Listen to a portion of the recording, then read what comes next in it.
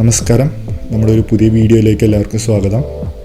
നമ്മൾ കഴിഞ്ഞ ദിവസത്തിൽ മൂന്നാർ വന്നിട്ടുണ്ടായിരുന്നു. അപ്പോൾ മൂന്നാറിൽ നിന്ന് നമ്മൾ ഇഞ്ചത്തൊട്ടി എല്ലാവരും കേട്ടിട്ടുണ്ടാവും. അവിടേക്കാണ് നമ്മുടെ യാത്ര. മൂന്നാർ വന്നിട്ട് 2-3 ദിവസമായി. അപ്പോൾ നമ്മൾ ഇവിടുന്ന് ഇഞ്ചത്തൊട്ടിയിലേക്ക് പോകാമെന്ന് വിചാരിച്ചിട്ടുള്ള ഇറങ്ങിയതാണ്. ഏർലി മോർണിംഗ് തന്നെ നമ്മൾ ഇറങ്ങി. ഒരു ഏകദേശം 7 മണിയായി നമ്മൾ ഇവിടെ നിന്ന് ഇറങ്ങിയപ്പോൾ. നല്ല ചൂടുണ്ട് കേട്ടോ. ഇത് നമ്മൾ സീസൺ ടൈമിലല്ല പോയിട്ടുണ്ടായിരുന്നു. അപ്പോൾ നമ്മൾ ഇപ്പോൾ ആനച്ചാലിൽ നിന്നാണ് യാത്ര തുടങ്ങിയുള്ളത്. ആനച്ചാലിൽ നിന്ന് നമ്മൾ നേരെ അടിമാലി നേരെ മാമരക്കണ്ടം, അവിടെ നേരെ ഇഞ്ചത്തൊട്ടി. അപ്പോൾ മാമരക്കണ്ടം നമ്മൾ സെപ്പറേറ്റ് പോകുന്നതാണ്. നമുക്കൊരു ആഗ്രഹത്തിൻ്റെ പോരിൽ പോകുന്നതാണ്. മെയിനായിട്ട് നമ്മൾ ടാർഗറ്റ് ചെയ്യുന്നത് ഇഞ്ചത്തൊട്ടിയാണ്. നമ്മൾ കാറിലായിട്ട് നമ്മുടെ യാത്ര. അപ്പോൾ വീഡിയോ റെക്കോർഡിങ്ങിനൊക്കെ ചെറിയ ലിമിറ്റേഷൻസ് ഉണ്ട്. അപ്പോൾ എല്ലാവരും സഹകരിക്കുക, വീഡിയോ മുഴുവനായിട്ട് കാണുക. എല്ലാവരും പോയിണ്ടാവും മൂന്നാറൊക്കെ. അപ്പോൾ ഈ വീഡിയോ കണ്ട് എന്തെങ്കിലുമൊക്കെ ഒരു വ്യത്യസ്തത തോന്നുകയാണെങ്കിൽ അത് കമൻറ്റ് സെക്ഷനിൽ രേഖപ്പെടുത്തുക. ഈ റോഡ് എല്ലാവർക്കും പരിചയമുണ്ടല്ലോ. നേരെ അടിമാലിക്കാണോ നമ്മൾ പോകുന്നത്. കാരണം അടിമാലിയാണ് മൂന്നാറിൻ്റെ ഗേറ്റ് വേ എന്നറിയപ്പെടുന്ന സ്ഥലം. അപ്പോൾ നമ്മൾ ആദ്യം അടിമാലി പോയിട്ട് വേണം ഈ പറഞ്ഞ 2 സ്ഥലങ്ങളിലേക്കും പോകാൻ. നല്ലൊരു യാത്രയാണ്. വീതിയില്ല റോഡിന്. ഇവിടെയൊക്കെ റോഡ് പണി നടക്കുന്നുണ്ട് കേട്ടോ. അതുകൊണ്ട് നിലവിലിപ്പോൾ വീതിയില്ല. ഒരു 1-2 വർഷം കഴിയുമ്പോൾ നല്ല വീതി വരും. അതായത് കൊച്ചി മധുര നാഷണൽ ഹൈവേയുടെ പണിയൊക്കെ നടക്കുന്നത് നമുക്ക് ഈ പോണ വഴി കാണാൻ പറ്റും. അപ്പോൾ അത് പണിത് കഴിഞ്ഞിട്ടുണ്ടെങ്കിൽ ഒരു പക്ഷേ തിരക്കൊക്കെ കുറയാൻ ചാൻസ് ഉണ്ട്. പിന്നെ ഇന്ന് ശനിയാഴ്ചയാണ്, അതിൻ്റെതായ തിരക്ക് റോട്ടിലുണ്ട്. ചെറിയൊരു വിശപ്പുണ്ട്. അപ്പോൾ നമ്മൾ അടിമാലി എത്തിയിട്ട് ഭക്ഷണം കഴിക്കാനുള്ളൊരു പദ്ധതിയാണ്.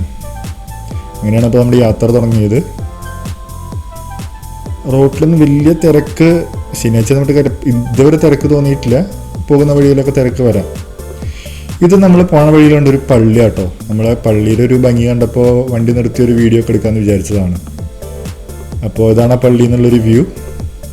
നല്ല രസത്തിൽ ഫ്രണ്ടിൽ തന്നെ, പള്ളിയുടെ ഫ്രണ്ടിൽ ഒരു ക്രിസ്തുവിൻ്റെ ഒരു പ്രതിമ, ഗ്രോട്ടോ ഉണ്ട്. അതേപോലെ ഒരു വെള്ള കളറിലൊരു പ്രതിമയൊക്കെ ഉണ്ടാക്കി വെച്ചിട്ടുണ്ട്. അത്യാവശ്യം ഫേമസ് ആയിട്ടുള്ള പള്ളിയാന്ന് തോന്നുന്നുണ്ട്. പേരറിയാവുന്നവരൊക്കെ കമൻറ്റ് സെക്ഷനിൽ രേഖപ്പെടുത്തുക. കണ്ടോ, ഒരു ദൈവത്തിൻ്റെ ഒരു പ്രതിമ. അപ്പോൾ ആ പ്രതിമ നല്ല രസത്തിൽ വർക്ക് ചെയ്തിട്ടുണ്ട്. ഫ്രണ്ടിൽ തന്നെ ക്രിസ്തുവിൻ്റെ മറ്റൊരു പ്രതിമ ഉണ്ട് കേട്ടോ. അവിടെ ഒരു രൂപം ഉണ്ടാക്കി വെച്ചിട്ടുണ്ട് നല്ല ഉയരത്തിൽ. ഈ പള്ളിനെ ഇരിക്കുന്നത് ഇത്തിരി ഉയരത്തിലാണ്, റോട്ടിൽ നിന്ന് ഇത്തിരി പൊങ്ങിയിട്ടാണ് ഇരിക്കുന്നത്. അപ്പോൾ നമ്മൾ അവിടുന്ന് പിന്നെയും യാത്ര തുടങ്ങാനുള്ള ഒരു പദ്ധതിയാണ്. ചെറിയൊരു ഗ്യാപ്പിന് റെസ്റ്റ് എടുത്താണ്. പിന്നെ പള്ളി കണ്ടപ്പോൾ നിർത്താമെന്ന് വിചാരിച്ചു, അങ്ങനെ നിർത്തി. അങ്ങനെ നമ്മൾ പിന്നെയും യാത്ര തുടങ്ങണം. അവിടുന്ന് ഇഞ്ചത്തൊട്ടിക്ക് എത്തുമ്പോഴേക്കും ഒരു സമയം വരും. ഓക്കെ, ആനച്ചാലിന് ഏകദേശം 19 കിലോമീറ്റർ ഉണ്ട് ഇഞ്ചത്തൊട്ടിക്ക് എത്തുമ്പോഴേക്കും. അപ്പോൾ കുറച്ച് ടൈമുണ്ട്. ഉണ്ടോ, റോഡ് പണി നടക്കുന്നുണ്ടോ സൈഡിലൊക്കെ. ഇതെങ്ങനെയാണ് പണികളെന്ന് വെച്ച് കഴിഞ്ഞിട്ടുണ്ടെങ്കിൽ ഈ സൈഡിലേക്ക്, അതായത് താഴ്ന്ന പോർഷനിലേക്ക് ഭിത്തി കെട്ടി ഉയർത്തിയിട്ട് ഇവിടുന്ന് മല കുറച്ച് ഇടിച്ചിട്ട് ആ മണ്ണ് കൊണ്ട് അപ്പുറത്തേക്ക് തട്ടുക. അപ്പോൾ അങ്ങനെ ഒരു വീതി വരുത്തിയിട്ടാണ്. റോഡ് പണിയുന്നതുകൊണ്ട് തന്നെ പൊടി നല്ലോണം ഉണ്ട്. ചൂടും റോഡ് പണിയൊക്കെ കാരണം റോഡിലൊക്കെ പൊടി നല്ലോണം ഉണ്ട്. ഇവിടെ നല്ലൊരു വ്യൂ പോയിന്റ് കണ്ടുകൊണ്ട് നമ്മൾ പിന്നെ ഇവിടെ നിർത്തി.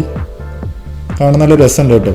റോഡ് സൈഡിലാണ്. പിന്നെ ഒരാളിന്ന് വണ്ടി നിർത്തി കഴിഞ്ഞിട്ടുണ്ടെങ്കിൽ എല്ലാവരും വണ്ടി നിർത്തണ പോലെ വേറൊരു ടീം കൂടെ വണ്ടി നിർത്തിയിട്ട് വീഡിയോനൊക്കെ എടുക്കാൻ നിൽക്കണ്ടായിരുന്നു.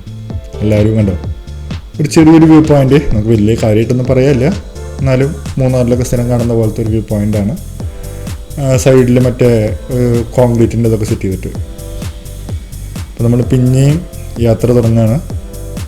യാത്ര നല്ല രസത്തിലാണ് പോയിക്കൊണ്ടിരിക്കുന്നത്. നമ്മൾ ആവശ്യമുള്ള വെള്ളമൊക്കെ നമ്മൾ വണ്ടിയിൽ കരുതിയിട്ടുണ്ട്. അതുകൊണ്ട് നമ്മൾ ഇടയ്ക്ക് വണ്ടി നിർത്തിയിട്ട് വെള്ളം കുടിക്കുക, അങ്ങനത്തെ പരിപാടികളൊക്കെ ഉണ്ട്. ഇപ്പോൾ ദൂരെ മലയൊക്കെ കാണുന്നില്ലേ. ഇതൊരു മൂന്നാർ ഇങ്ങനത്തെ ഒരു ഹിൽ സ്റ്റേഷൻ റൈഡ് അല്ലെങ്കിൽ ഒരു ഹില്ലി റൂട്ടിൽ കൂടെ പോകുമ്പോൾ നമുക്ക് എപ്പോഴും ഉണ്ടാകുന്നൊരു കാഴ്ചയാണ്. ഒരു മല അവിടെ ഇങ്ങനെ നിൽക്കും, നമ്മളിങ്ങനെ അത് ചുറ്റും കറങ്ങിക്കൊണ്ടിരിക്കും റോട്ടിൽ. അതെല്ലായിടത്തും പോലെ അങ്ങനെ തന്നെയാണ്. ഇവിടെ അങ്ങനെ തന്നെയാണ്. വനങ്ങനെ നമ്മൾ തിരിഞ്ഞു പോകുന്നു, നല്ലൊരു സ്ഥലത്ത് നിൽക്കുന്നു. അങ്ങനെ നമ്മുടെ യാത്ര കണ്ടിന്യൂയാണ്. ടൂറിസ്റ്റ് ബസ്സുകളൊക്കെ വരുന്നുണ്ട് കേട്ടോ അങ്ങോട്ട്. വെള്ള കളർ ടൂറിസ്റ്റ് ബസ്സിനൊക്കെ വെള്ള കളർ അടിച്ച കഥ എല്ലാവർക്കും ഓർമ്മ ഉണ്ടല്ലോ. അത് നല്ലൊരു കഥയാണ്. അത് പറയണമെങ്കിൽ തന്നെ ഒരു പുതിയൊരു എപ്പിസോഡ് തന്നെ ഇറക്കേണ്ടി വരും. അന്ന് അപകടം ഉണ്ടായതിനു ശേഷം എന്താ പറയുക, ടൂറിസ്റ്റ് ബസ്സുകളൊക്കെ വെള്ള കളർ മതി എന്നൊക്കെ പറഞ്ഞിരുന്നു. ഉണ്ടോ, അവിടെ ഒരു ടൂറിസ്റ്റ് ബസ് ഉണ്ട് വെള്ള കളറ്. അങ്ങനെ നമ്മൾ യാത്ര. റോഡിലൊക്കെ ഒരു സൈഡിലൊക്കെ മണ്ണിട്ടുണ്ട് കേട്ടോ. മണ്ണിടാന്ന് വെച്ചിട്ടുണ്ടെങ്കിൽ പണിയുടെ ഭാഗമായിട്ടാണ് മണ്ണൊക്കെ എടുക്കുന്നത്. മൂന്നാറിലേക്ക് എപ്പോഴേലൊക്കെ വന്നിട്ട് അടിമാലിയിൽ നിന്നായിരിക്കും മിക്ക ആൾക്കാരും, അതായത് ഇപ്പോൾ എറണാകുളം, തൃശ്ശൂർ, അങ്ങനെ വടക്കേ കേരളത്തിൽ നിന്നുള്ള വരുന്നവരൊക്കെ അടിമാലി വഴിയായിരിക്കും മൂന്നാറിലേക്ക് വരിക. അപ്പോൾ ഇതും ആ റൂട്ട് തന്നെയാണ്. ഇങ്ങനെ നമ്മൾ അടിമാലിക്ക് പോവുക. അവിടെ സൈഡൊക്കെ മണ്ണൊക്കെ ഇടിച്ചെടുത്തേക്കണുണ്ടോ മലയുടെയൊക്കെ. എന്താ ചെയ്യുക, ജനപെരുപ്പം കൂടുകയാണ്, വാഹനങ്ങളെണ്ണം കൂടുകയാണ്. അതുകൊണ്ട് റോഡൊക്കെ ഒരു അത്യാവശ്യമായിട്ട് വരുന്നുണ്ട് ഇപ്പോൾ. കാരണം നമുക്കറിയാം മൂന്നാറിലൊക്കെ സീസൺ ടൈമിൽ തന്നെ ഇവിടെയൊക്കെ തിരക്കായിരിക്കും. ഓക്കെ, അപ്പോൾ നമ്മൾ ഒരു ബസ്സിൻ്റെ പിന്നാലെ പെട്ടു. ഒരു പ്രൈവറ്റ് ബസ്സാണ്, ലിമിറ്റഡ് ആണ്. കണ്ടോ റോസ് കളർ കണ്ടോ. നമ്മുടെ നാട്ടിലിപ്പോൾ അങ്ങനെ പണ്ടൊക്കെ എനിക്ക് ഓർമ്മയുണ്ട്, എൻ്റെയൊക്കെ ചെറുപ്പത്തിൽ ബസ്സുകളൊക്കെ പല കളറായിരുന്നു. എൻ്റെ സ്ഥലം തൃശ്ശൂരാണ്. അപ്പോൾ ഞങ്ങളുടെ അവിടെയൊക്കെ എന്താണെന്ന് വെച്ച് കഴിഞ്ഞിട്ടുണ്ടെങ്കിൽ ഓരോ ബസ്സിൻ്റെ മുകളിലും ഓരോ ഡിസൈനും ഫുൾ കളറും ചിത്രപ്പണികളൊക്കെ ഉണ്ടാവും. അത് കാണാൻ തന്നെ രസമായിരുന്നു. ഓക്കെ, തൃശ്ശൂർ പിന്നെ ഏറ്റവും കൂടുതൽ പ്രൈവറ്റ് ബസ് സർവീസുകൾ കുറേ ഉണ്ട്. അതുകൊണ്ട് തന്നെ എല്ലാവരും ഓരോരോ, അപ്പോൾ നമ്മൾ അങ്ങനെയാണ് ബസ്സുകൾ ഐഡൻറ്റിഫൈ ചെയ്തിരുന്നത്. പുലി ചാടുന്ന ഫോട്ടോ, അതേപോലെ ഓരോ വ്യത്യസ്ത ഫോട്ടോസൊക്കെ ഉണ്ടാവും. ഇപ്പോൾ എങ്ങനെയാണെന്ന് വെച്ച് കഴിഞ്ഞിട്ടുണ്ടെങ്കിൽ ഓർഡിനറി ബസ്സുകൾക്കൊക്കെ ഒരു കളർ നീല, ലിമിറ്റഡിനൊക്കെ മറ്റൊരു കളർ റോസ്, അങ്ങനെയാണ് ഇപ്പോഴത്തെ ഒരു അവസ്ഥ. അപ്പോൾ നമ്മൾ ആ ബസ്സിൻ്റെ പിന്നാലെ പോയിക്കൊണ്ടിരിക്കുകയാണ്. തണൽ കിട്ടിയ സ്ഥലത്തൊക്കെ ആൾക്കാർ വണ്ടികൾ പാർക്ക് ചെയ്തിട്ടുണ്ട് കേട്ടോ. തണൽ കിട്ടിയ ഗ്യാപ്പ് കിട്ടി അവിടെ വണ്ടി പാർക്ക് ചെയ്തിട്ട് ഇല്ല കടയിലേക്കൊക്കെ കയറണമെങ്കിലോ അങ്ങനെ എന്തെങ്കിലുമൊക്കെ ആണെങ്കിൽ തണൽ കണ്ട് അവിടെ പാർക്ക് ചെയ്യുക, ഓപ്പോസിറ്റിലെ കടയിൽ കയറുക. അതാണ് എല്ലാവരും ഒരു നയം. ഓഫ്, KSRTC കണ്ടോ, 2 വണ്ടികൾക്ക് തികച്ച് പോകാനുള്ള, 2 ഹെവി, അതായത് ബസ്സോ ലോറിയോ അങ്ങനത്തെ 2 വണ്ടികൾക്ക് തികച്ച് പോകാനുള്ള വീതിയില്ല ഇവിടെ നിന്ന്. അപ്പോൾ അങ്ങനത്തെ റോഡ് ഈ ഒരു എന്താ പറയുക, എനിക്ക് തോന്നുന്നത് ഒരു റോപ്പ് വേ സെറ്റപ്പാന്ന് തോന്നുന്നുണ്ട്. ഇവിടെ പണിതുകൊണ്ടിരിക്കുകയാണ് ഈ റോപ്പ് വേ. ഈ സ്ഥലം ആരുടെയാണെന്നും ഈ ഒരു പദ്ധതി ആരെയാണെന്നൊക്കെ വീഡിയോ കാണുന്നവർക്കൊക്കെ അറിയായിരിക്കും. പറ്റുകയാണെങ്കിൽ അത് കമൻറ്റ് സെക്ഷനിൽ എഴുതുക ആരെയാണ് ആ സ്ഥലം. പിന്നെ ഇവിടെ നിന്നുള്ള വ്യൂ കണ്ടില്ലേ, ഒരു വലിയൊരു പാറക്കുന്ന്, അതിന് ചുറ്റിൽ വാഹനങ്ങളൊക്കെ വളരെ ചെറുതായിട്ട് ഇങ്ങനെ പോയിക്കൊണ്ടിരിക്കുന്നു. കാരണം നമ്മളൊക്കെ ഇങ്ങനെ മാറിക്കൊണ്ടിരിക്കും. ഇങ്ങനത്തെ സ്ഥലങ്ങളൊക്കെ അതേപോലെ ഇവിടെ നിലനിൽക്കും. അറിയില്ല ഇതേപോലെ തന്നെ നിലനിൽക്കുമെന്ന് അറിയില്ല. ഇനിയിപ്പോൾ ചിലപ്പോൾ ജനസംഖ്യ ഇന്നായിട്ട് കഴിഞ്ഞാൽ വീണ്ടും ഒരു റോഡ് 2 പേരും കൂട്ടി പിന്നെ ഒരു സൈഡിൽ നിന്ന് എടുക്കേണ്ടി വരും. അങ്ങനെയാണ് കാലങ്ങൾ പോകുന്നത്.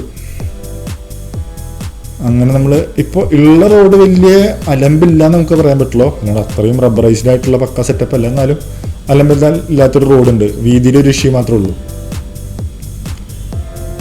നമ്മൾ വിശപ്പുള്ളതുകൊണ്ട് തന്നെ വളരെ വേഗത്തിലൊന്നല്ല പോകുന്നത് കേട്ടോ. ആരും നമ്മുടെ വിശപ്പിൻ്റെ ഒന്നും പേരിൽ വണ്ടി ഒന്നും സ്പീഡിൽ ഓടിക്കേണ്ട ആവശ്യമില്ല. ഓക്കെ, വിശപ്പൊക്കെ ഒന്ന് വന്നൊരു ഭക്ഷണം കഴിച്ചാൽ തീരും. ഓക്കെ, വെറുതെ നമ്മൾ അമിത വേഗത്തിൽ പോയിട്ട് ഓരോ അപകടങ്ങൾ ഉണ്ടാക്കേണ്ട ആവശ്യമില്ല. ജീവനേക്കാൾ വലുതായിട്ടൊന്നുമില്ല. അപ്പോൾ എല്ലാവരും യാത്ര ചെയ്യുമ്പോൾ തന്നെ സ്പീഡൊക്കെ ഒന്ന് മാനേജ് ചെയ്ത് സാവധാനം എന്ന് ഉദ്ദേശിച്ചത് ഒരു മാനേജബിൾ സ്പീഡിൽ മാത്രം പോവുക. പ്രത്യേകിച്ച് ഇങ്ങനത്തെ ഹിൽ സ്റ്റേഷൻ, ഇങ്ങനത്തെ വളവുകളൊക്കെ ഉള്ള സ്ഥലത്ത് ഓവർ സ്പീഡിലൊന്നും ആരും പോകാതിരിക്കുക. നമ്മളും നമ്മുടെ ഒരു മാനേജബിൾ സ്പീഡിലാണ് പോയിക്കൊണ്ടിരിക്കുന്നത്. വണ്ടിയിൽ AC ഇട്ടിട്ടും ചൂടിനൊരു കുറവില്ല.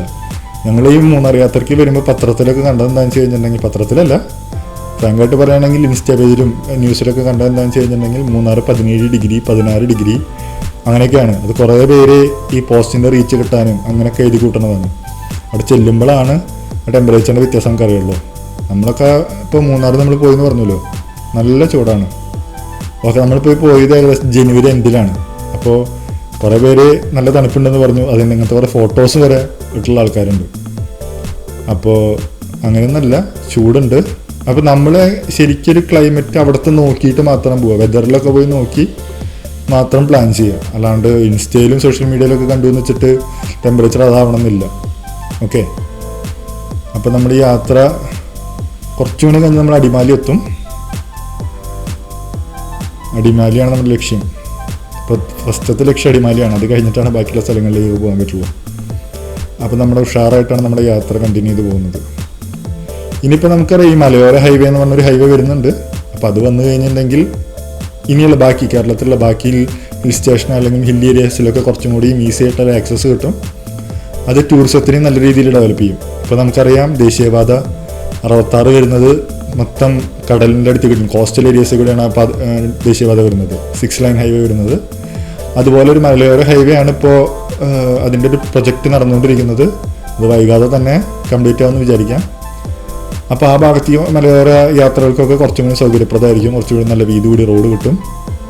പിന്നെ ഇങ്ങനത്തെ വഴികളൊക്കെ പോകുമ്പോൾ കർവുകൾ വരുമ്പോൾ ശ്രദ്ധിക്കണം. ഹെവി വെഹിക്കിൾസ് ഓപ്പോസിറ്റ് വരാൻ വളരെ നല്ല ചാൻസ് ഉണ്ട്. അപ്പോൾ നമ്മൾ ഈ തിരിവിലൊക്കെ നമ്മൾ കുറച്ച് സാഹസികത കാട്ടാൻ ശ്രമിക്കുകയാണെങ്കിൽ ചിലപ്പോൾ നമ്മൾ ഭിത്തിയിലിരിക്കും. ഓക്കെ, അപ്പോൾ നല്ല രീതിയിൽ ശ്രദ്ധിച്ചിട്ടൊക്കെ കേവുകളിലൊക്കെ വണ്ടി ഓടിക്കുക. പിന്നെ ഹോണൊക്കെ യൂസ് ചെയ്യുന്നത് നല്ലതാണ്, ആർഭാടാക്കരുത്. അങ്ങനെ നമ്മൾ അടിമാലി എന്ന് പറഞ്ഞ ടൗണിലെത്തി. അടിമാലി വളരെ ഫേമസ് ആയിട്ടുള്ളൊരു ടൗണാണ്. ഒക്കെ അത്യാവശ്യം നല്ല രീതിയിൽ ഡെവലപ്മെൻ്റ് ഉണ്ട്. അപ്പോൾ നമ്മൾ ആദ്യം ടാർഗറ്റ് ചെയ്തത് ഹോട്ടൽ എവിടെയാണെന്നുള്ളതാണ്. ഹോട്ടൽ കിട്ടുകയാണെങ്കിൽ നമ്മൾ പിന്നെ ആർക്കും നോൺ വെജ് കഴിക്കാനുള്ളൊരു വൈബില്ല. അതുകൊണ്ട് വെജ് ഹോട്ടൽ തപ്പണക്കാരാണ് കുറച്ച് ഇത്. പിന്നെ ഇതിപ്പോൾ നമ്മൾ സമയം ഏകദേശം ഒരു 10 മണിയായിട്ടുണ്ട്. ഹോട്ടലുകളൊക്കെ ഒന്ന് തുറന്ന് സെറ്റാവും മിക്കതും. അപ്പോൾ നമ്മൾ നല്ല ഹോട്ടൽ തപ്പിക്കൊണ്ടിരിക്കുകയാണ്. അടിമാലിൻ ടൗണിൽ വലിയ തിരക്കൊന്നുമില്ല. ഇതേപോലെ ഉണ്ട് ടൂറിസ്റ്റ് ബസ്സുകളൊക്കെ. എല്ലാ ടൂറിസ്റ്റ് വിനോദയാത്ര സഞ്ചാരികളും എല്ലാവരും ഭക്ഷണം കഴിക്കാൻ വേണ്ടിയിട്ട് അടിമാലി നിർത്തും. ഓക്കെ, അതാണ് ടൂറിസ്റ്റ് ബസ്സുകളും ട്രാവലറൊക്കെ എടുക്കുന്നുണ്ടല്ലേ. എല്ലാവരും ഭക്ഷണം കഴിക്കാൻ നിർത്തുന്ന ഒരു സ്പോട്ട് എന്ന് പറഞ്ഞാൽ അടിമാലിയാണ്. കാരണം നല്ല റെസ്റ്റോറൻറ്റും അല്ല കുറച്ചും കൂടിയും, അതായത് കുറച്ച് കൂടുതൽ പേർക്ക് ഒരുമിച്ചിരിക്കാൻ പറ്റിയത്. 1-2 പേരാണെങ്കിൽ കുഴപ്പമില്ല. ഒരു വലിയ ട്രിപ്പ് എന്നൊക്കെ പറയുമ്പോൾ 10-50 പേര് 60 പേരൊക്കെ ഒരുമിച്ച് ഹാൻഡിൽ ചെയ്യണമെങ്കിൽ വലിയ റെസ്റ്റോറൻറ്റ് വേണം. അപ്പോൾ ഈ വഴിയിൽ മൂന്നാറിനോട് ക്ലോസ് ആയിട്ട് ഏറ്റവും നല്ലത് അടിമാലിയാണ്. അടിമാലി കഴിഞ്ഞിട്ട് പിന്നെ മൂന്നാർക്ക് വേണമെങ്കിൽ നമുക്ക് ഉറപ്പിക്കാൻ പറ്റില്ല 50 പേരെ സീറ്റിങ്ങുള്ള റെസ്റ്റോറൻ്റ് ഒന്നും. അതൊക്കെ എത്തുകയാണെങ്കിലും അതിലത്ര ഫുഡിൻ്റെ വൃത്തിയുണ്ട് അങ്ങനെയൊന്നും നമുക്ക് പറയാൻ പറ്റില്ല. അപ്പോൾ നമ്മൾ ഏകദേശം ഫുഡ് കഴിക്കാനുള്ള പ്ലാനാണ്. അപ്പോൾ ബാക്കി ഇതിൻ്റെ കണ്ടിന്യൂവേഷൻ അടുത്ത പാർട്ടിലുണ്ടാവും. എല്ലാവരും അടുത്ത പാർട്ടോടെ കാണാം.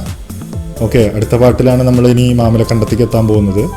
അപ്പോൾ ഈ വീഡിയോ ഇവിടെ അവസാനിപ്പിക്കുകയാണ്. ഞങ്ങൾ ഫുഡ് കഴിക്കാൻ കയറുകയാണ്. ഓക്കെ, നന്ദി ഗൈസ്, താങ്ക് യു.